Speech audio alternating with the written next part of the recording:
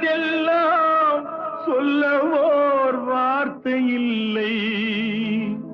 நான் ஊமையாய் பிறக்கவில்லை, உணர்ச்சியோ மறையவில்லை. என் தங்கமே உனது மேனி தாங்கி நான் சுமந்து செல்ல எனக்கொரு பந்தம் இல்லை.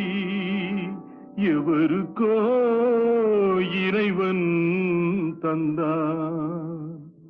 அந்த 4 பேருக்கு நன்றி.